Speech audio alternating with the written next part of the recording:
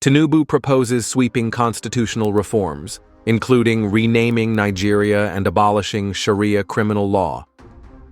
President Bola Tinubu is preparing to submit a far-reaching constitutional amendment bill to the National Assembly that would fundamentally restructure Nigeria's federal system, a senior presidency source has told reporters.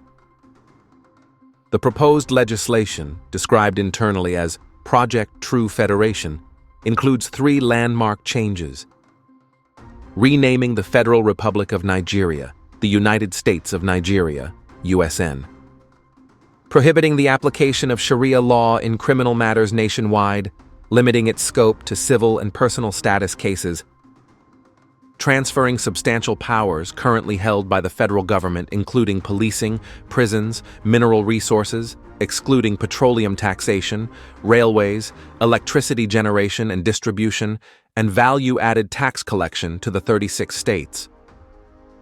The source said the draft bill, which President Tinubu has personally overseen, is expected to be transmitted to the National Assembly by December 15, 2025. A key provision would insert a new Section 10A into the 1999 Constitution, explicitly barring criminal prosecutions under any religious legal system. Sharia courts in the 12 northern states that currently apply full Islamic penal codes would be restricted to family, inheritance, and other civil matters. State-level Hisbah religious police forces would be dissolved and their functions absorbed into regular law enforcement structures. The reforms also propose a new revenue allocation formula, under which states would retain 50% of revenues generated within their territories, receive 20% from an equalization fund, and remit 30% to the federal government, a sharp reversal of the present arrangement. Northern leaders reacted with immediate and strong opposition. Governors from the region held an emergency meeting in Kano on Sunday and issued a statement rejecting any move to restrict Sharia criminal jurisdiction.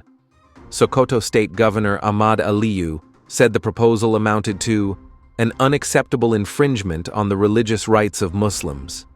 The Supreme Council for Sharia in Nigeria and the Muslim Rights Concern, MURIC, both warned of widespread resistance if the bill proceeds. Southern and Christian organizations expressed guarded support. The Christian Association of Nigeria, CAN, welcomed the limitation of Sharia to civil matters as consistent with the secular character of the Constitution, while Yoruba socio-cultural group Afenifere and the Ohanaeze Ndigbo Apex Igbo organization praised the devolution of powers as a step toward true federalism. Opposition figures criticized the timing and approach.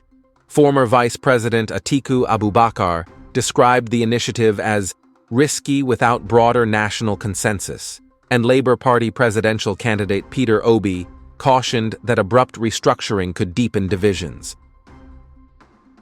Presidential spokesman Bayo Onanuga declined to confirm or deny the existence of the draft when contacted on Sunday, stating only that the administration remained committed to reforms that strengthen Nigeria's federal structure. Constitutional lawyers noted that any amendment of this magnitude would require the approval of 2/3 of the National Assembly, at least 240 members of the House of Representatives and 73 senators, followed by ratification by at least 24 state houses of assembly, a threshold that analysts say will be difficult to achieve given the sharp regional differences already evident.